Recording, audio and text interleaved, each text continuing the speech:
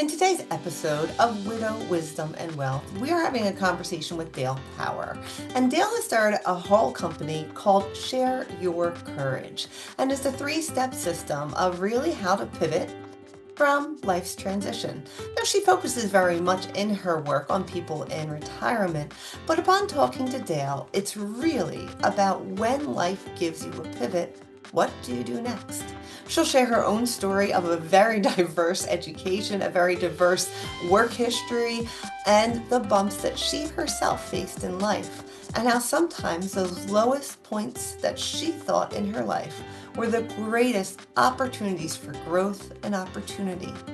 I really look forward to you listening to this. It's about 30 minutes conversation about truly how to share courage in a time of transition.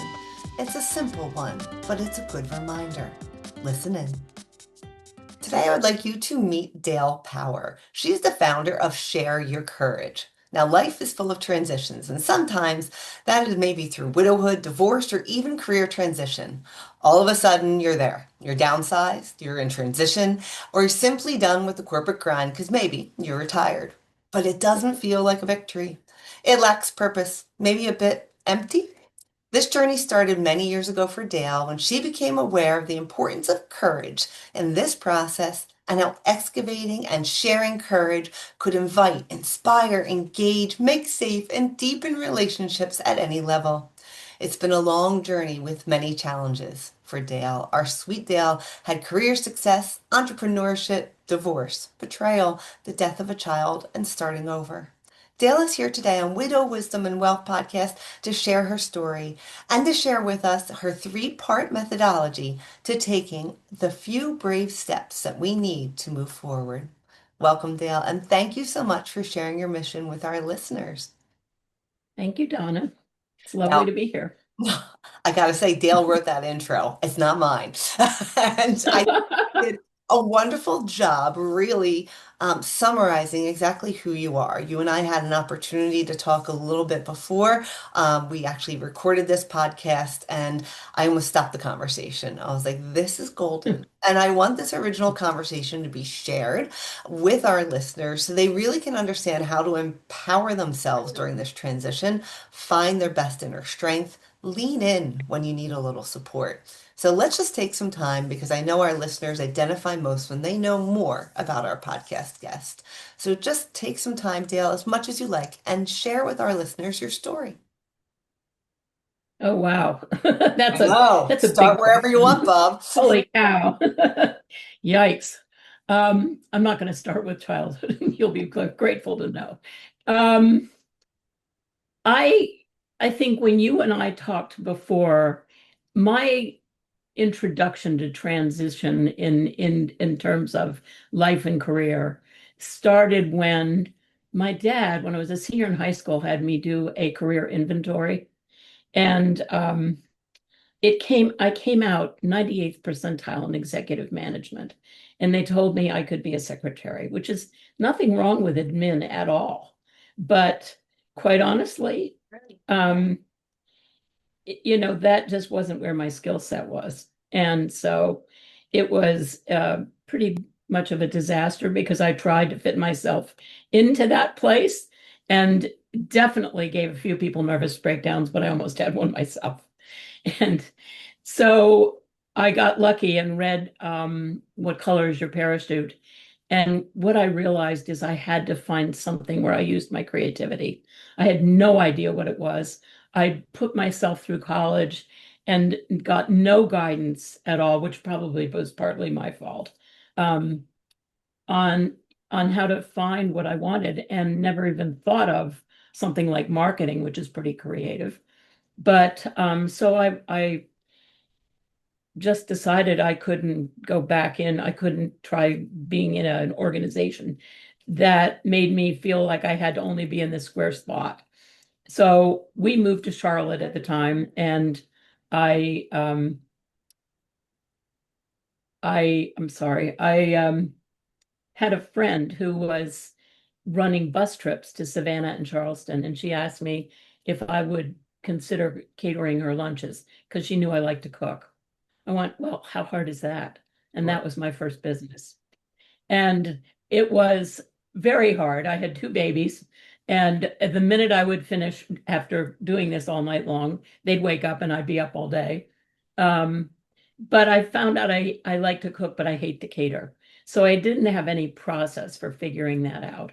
So fast forward 5 years later, we moved back to Philadelphia. Our son needed heart surgery, and I needed something to take my mind off that. And I had a friend who was a professional clown, and she invited me to study with her. And I did that. And a year later, I started a company called Clowning Around, which was an absolute blast. It's pretty profitable and a lot of fun because you're always making fun of yourself. That's the only expense you are, is at your own expense. And we taught in the school system, we did corporate events, and we did 8 million birthday parties. And there was there were a lot of funny stories, as you can imagine. My partner's husband got transferred, and I found it very difficult to interview for another clown. There just isn't a format for that. And it's hard to get somebody to be silly on demand. So again, I had another transition to make. I had to figure out, like, what do I want to do? How do I use my skills? How can I be creative?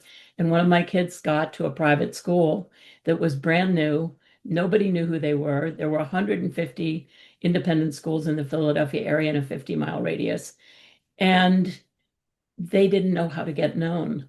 And I kept running into parents that would say, we're so glad we found this school, but our child still needs some help.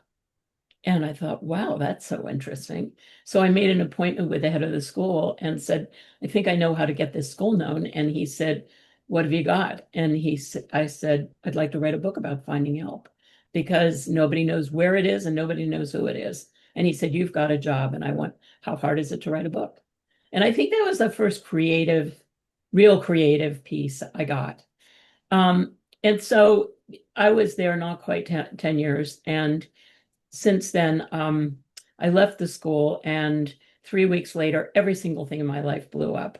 And I had to scramble again and figure it out.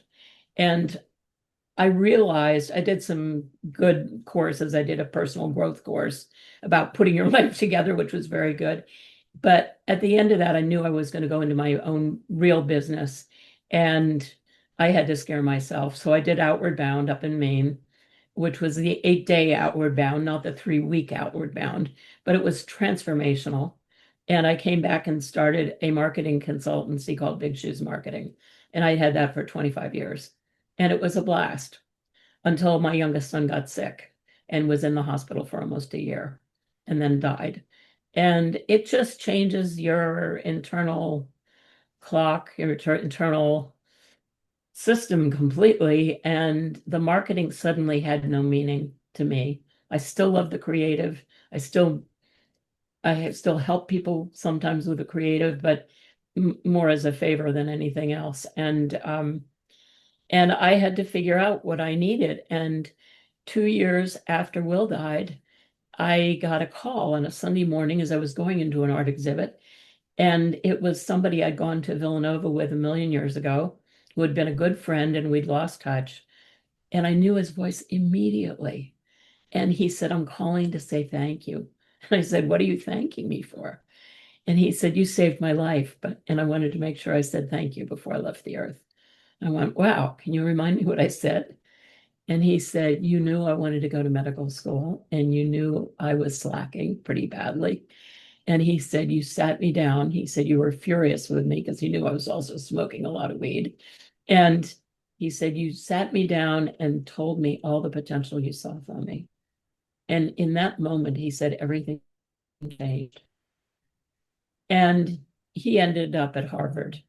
Um, After going to his medical school, and ended up at Harvard, and just retired actually just this last year. And it was such a nice thing to say. It was such a nice thing, confirmation. I never normally would have done that. I wouldn't have stepped outside myself to have that conversation normally. And what that conversation taught me was every single day we have the opportunity to do something like this, to make a difference in the world, and it takes courage to do it. It's the courage to, whether it's the courage to speak up or stand up for yourself, that's really, and courage is needed in every aspect of our life. And sometimes it doesn't even look like courage or it doesn't feel like it, but it is maybe the most important thing that we can work on. I love that you say the word. So I started, I'm sorry. No, I was going to say, I love that you say the word courage because many times that's just taking the next step. It's just moving forward. It is exactly that.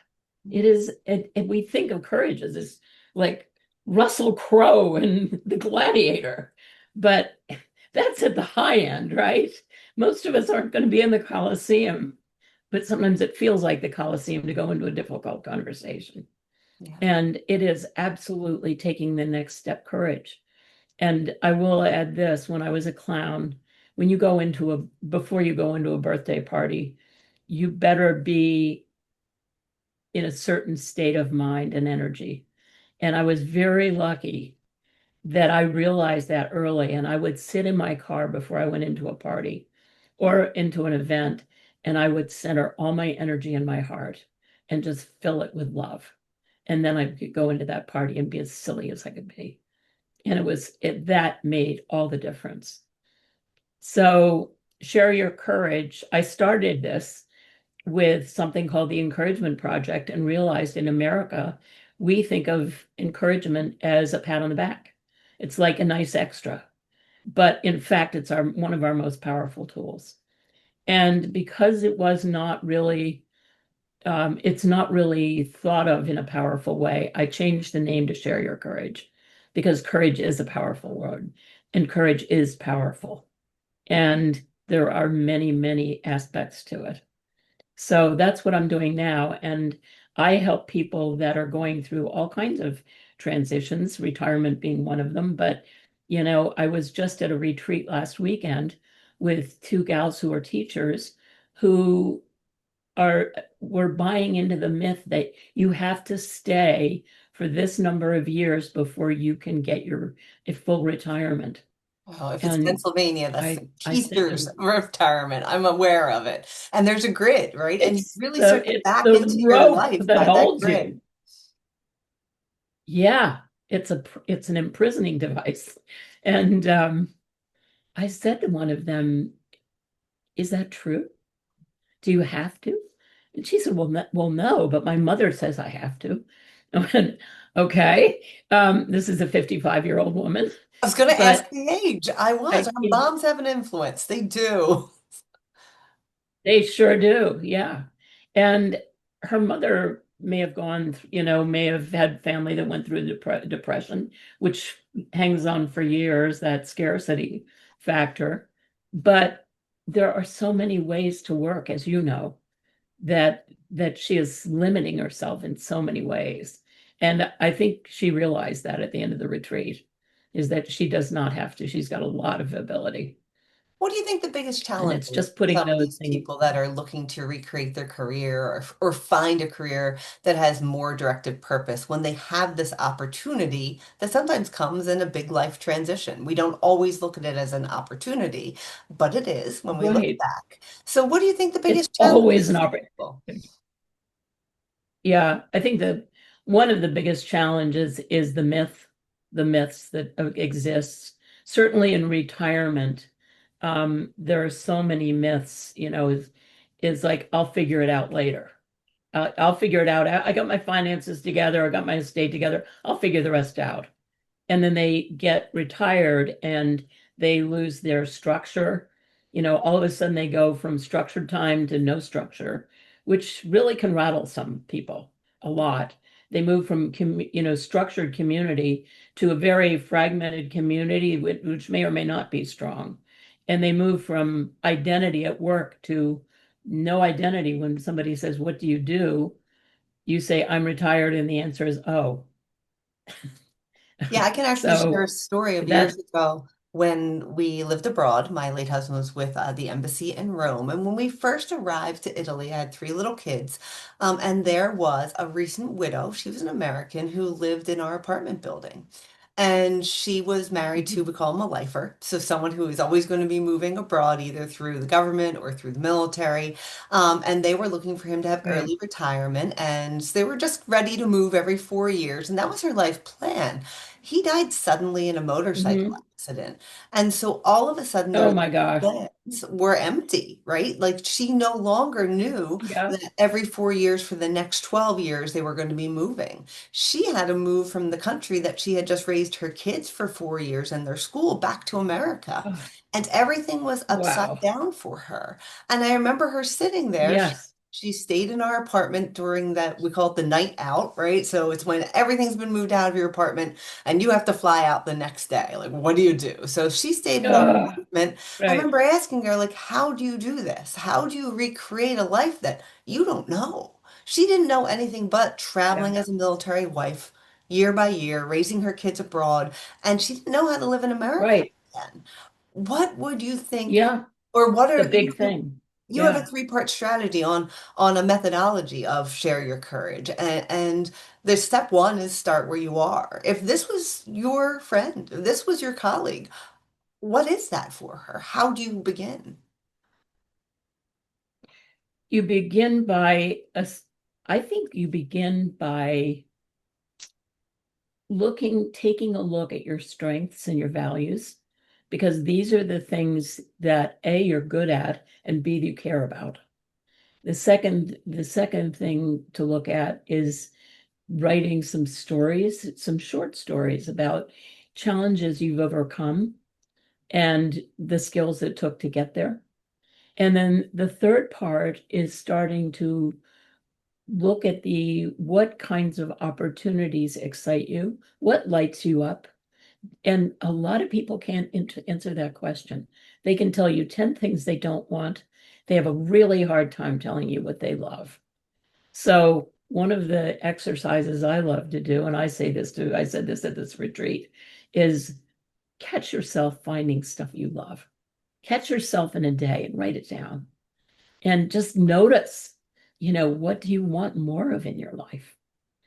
And this is then that's an opportunity for discussion and exploration. And, if you're in the middle of a job change, you have to also take a look at, what was great and what wasn't so great.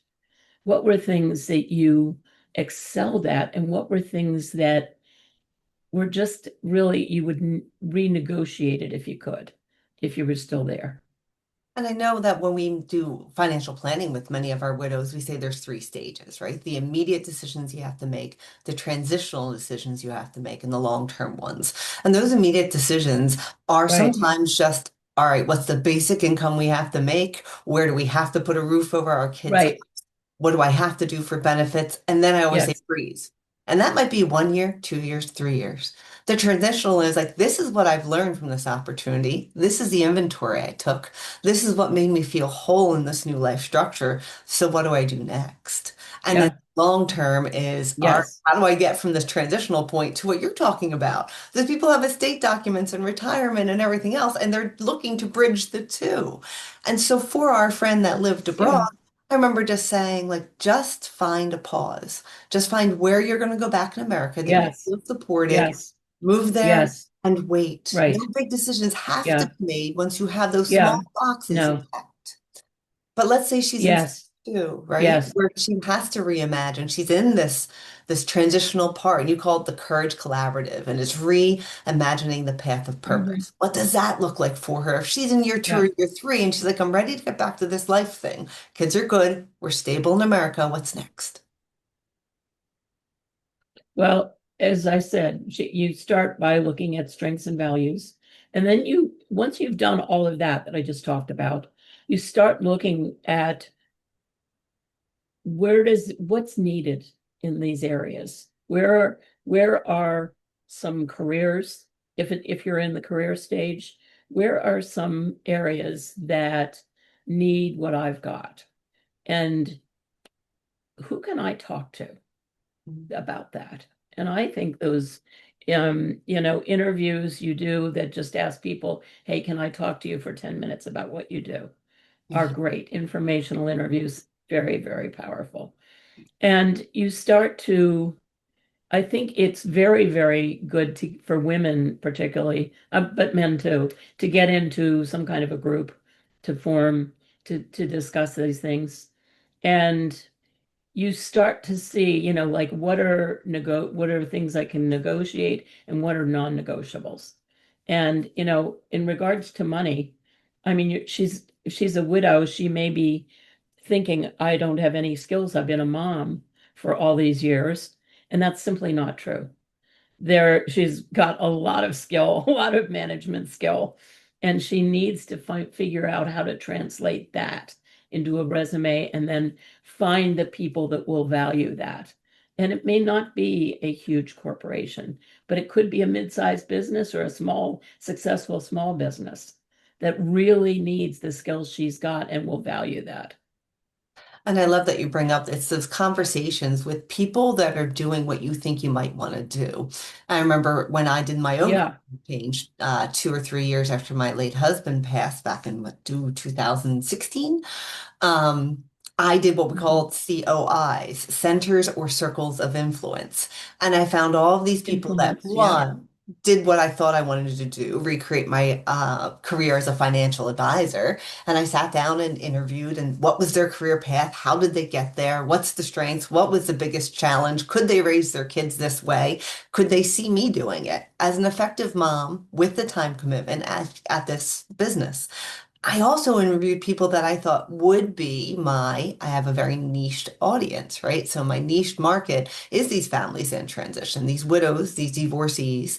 We now do blended families, but a lot of it was actually interviewing people in this life space, being like, if you could have had an Yeah. advisor at that point in time, what characteristics would you want them to have? It was those interviews that Yes. really helped me create that framework for where I wanted to go. And I don't even think once I went and got licensed that my career took that path until 3 or 4 years later of finding that ideal client, those Right. centers of influence, those conversations. Right. I love that you bring that as your step two of like reimagine this path, have these conversations, get a support group, It's a work in a huge collaborative. adventure.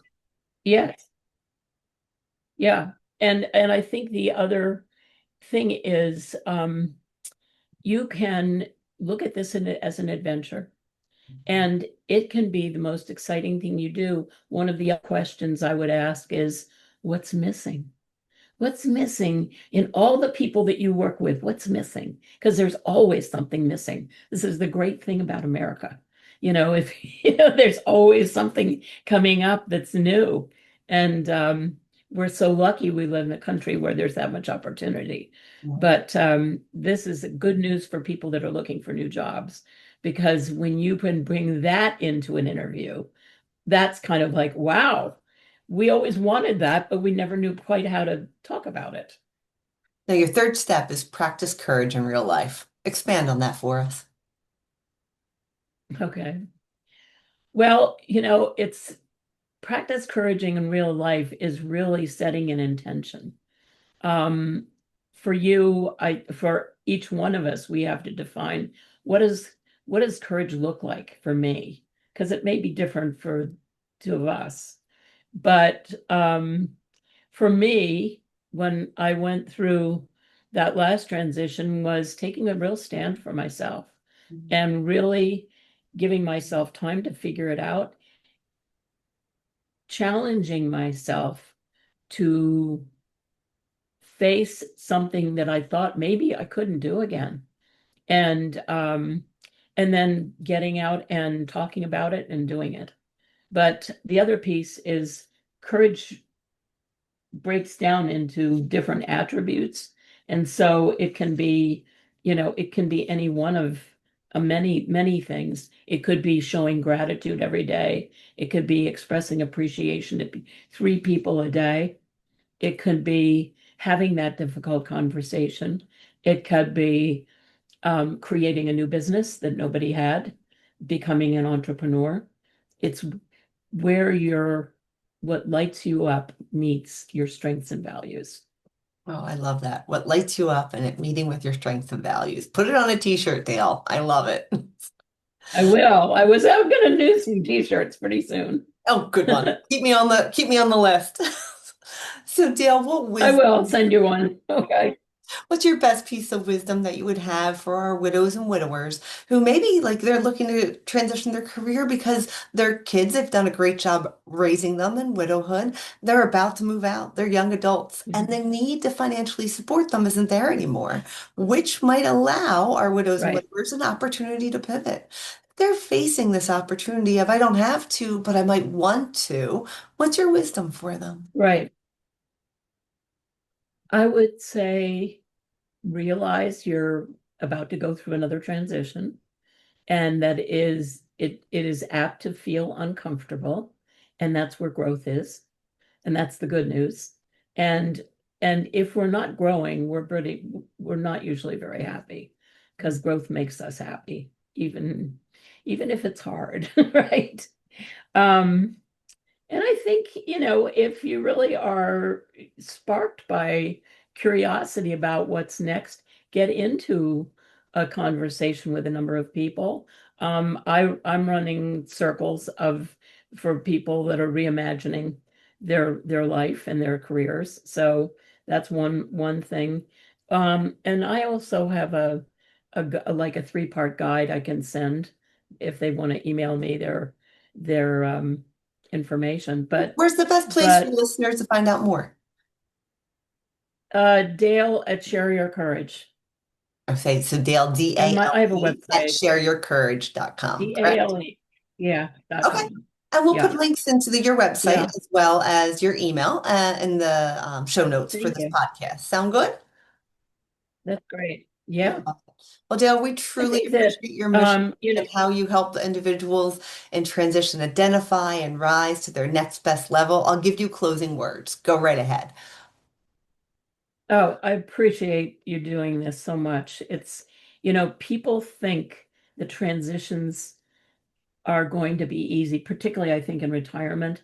But the other transitions that people never think about are things like becoming a widow or widower or divorce.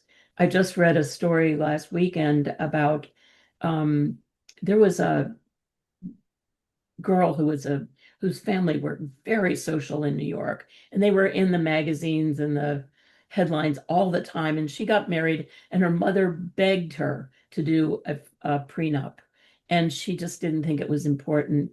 And her husband literally fell off a cliff and just stopped being with a family. She had never done the prenup. She lost a lot of money and she is having to figure it out.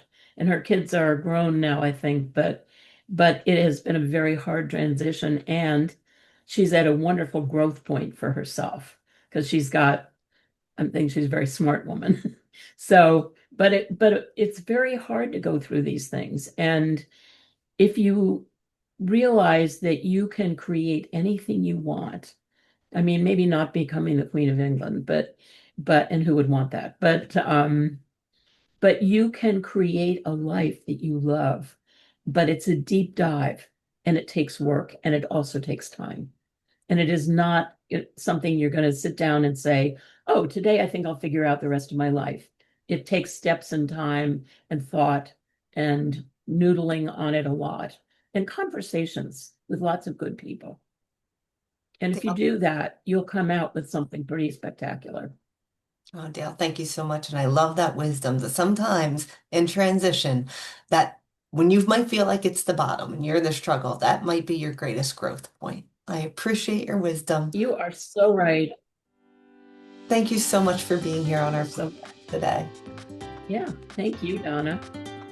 Thanks for All right, asking me. listeners, we'll make sure we have all of the contact information for Dale in the show notes. Dale, you have a wonderful day. And thank you for sharing your courage with all of our listeners.